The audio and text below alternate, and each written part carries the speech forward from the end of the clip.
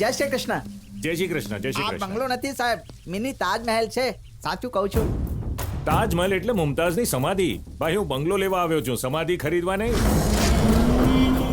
માફ કરો સાહેબ, ભૂલથી કહી દીધું. આ બંગલો સ્વર્ગલોક જેવો છે સાહેબ. હા, ખરેખર સ્વર્ગલોક જેવો છે. થોડાક દિવસમાં ભૂતલોક બની જશે. મારો કહેવાનો અર્થ હતો કે બંગલો કેટલો સુંદર છે, જો ને. હા, અંદર જઈએ.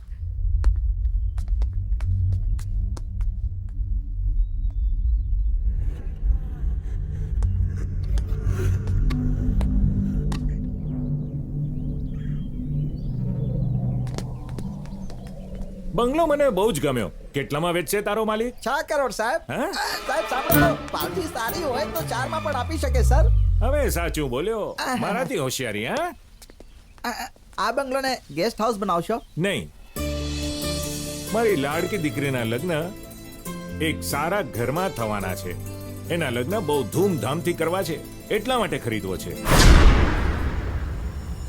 હવે તારા ઓનરને જઈને કે જલ્દીથી રજીસ્ટ્રેશનની તૈયારી કરે. ફૂલ પેમેન્ટ એક જ સાથે. ઠીક છે સાહેબ.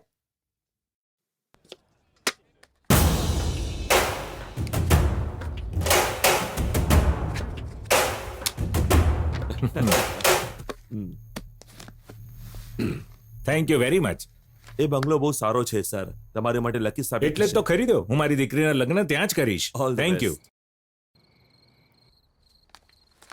અરે ગોપાલ, અરે, મોટા મારો ભાઈ, કેમ છો? અરે, કેમ છે મારા એકદમ ભાઈ? મજામાં છું. આ ઘર ખરેખર બહુ જ મોટું છે. મને જે પણ વસ્તુ મોટી હોય એ તને બહુ કેમ જ લાગે ગમે છે? છે. મને પણ મોટી વસ્તુઓ બહુ ગમે છે.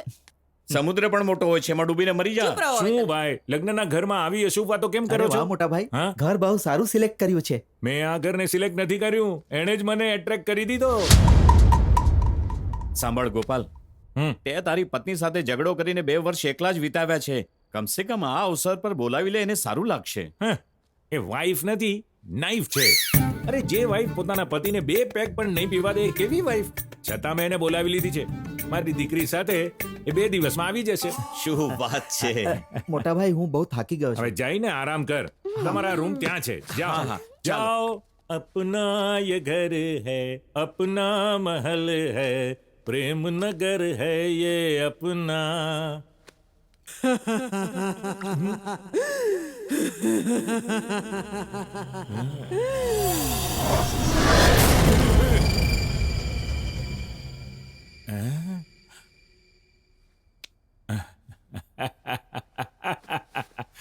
અહીં પણ છે મારી લાડકી.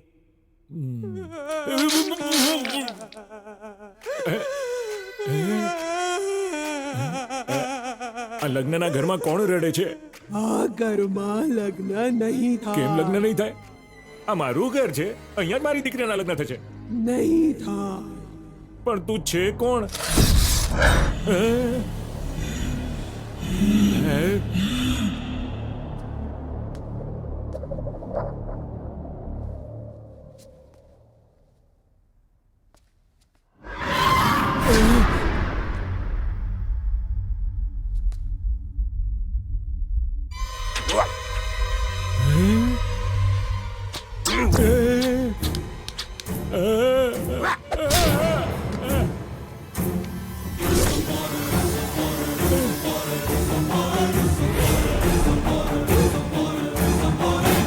આ બધું શું થઈ રહ્યું છે?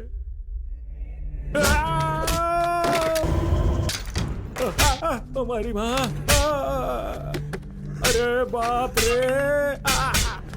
ઓ મારી રે બાપ રે! કોણ મારે?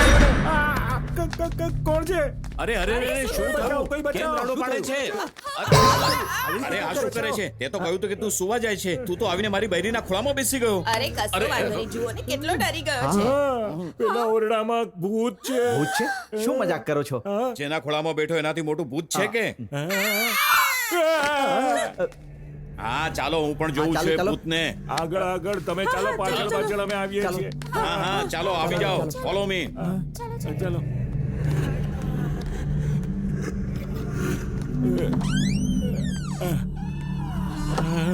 સંભાળીને. ક્યાં છે ભૂત? આ ફોટોમાં કે? હોઈ શકે છે, તો પછી આની અંદર છે કે બની શકે, કે પછી પેલા કબાટમાં છે? એ પણ બની શકે. કે પછી પેલા અરીસામાં છુપાયેલું છે? હોઈ શકે છે. અરે હોય તો બહાર આવી જા. હિંમત હોય તો આવ ને. અરે શંભુ, તું જરા જો ને. ભૂત છે તો ડરે છે શું કામ? બહાર આવ. અંદર છુપાઈને બેઠું છે, બહાર આવ ને. હિંમત છે તો બહાર આવ, હું તને બતાવું છું.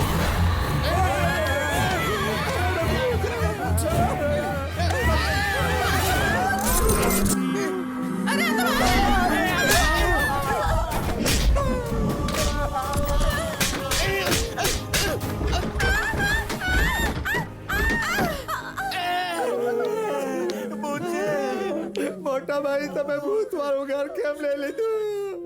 મને ખબર નથી પડતી હું શું કરું. આપણા ઘરમાં આવતા પહેલા ભૂત આવીને બેસી ગયું. મેં આ ઘર એટલે લીધું કે મારી શાન ને મારું માન વધે. જો મારી દીકરીના લગ્ન અહીંયા નહીં થયા તો મારી આબરૂ જતી રહેશે.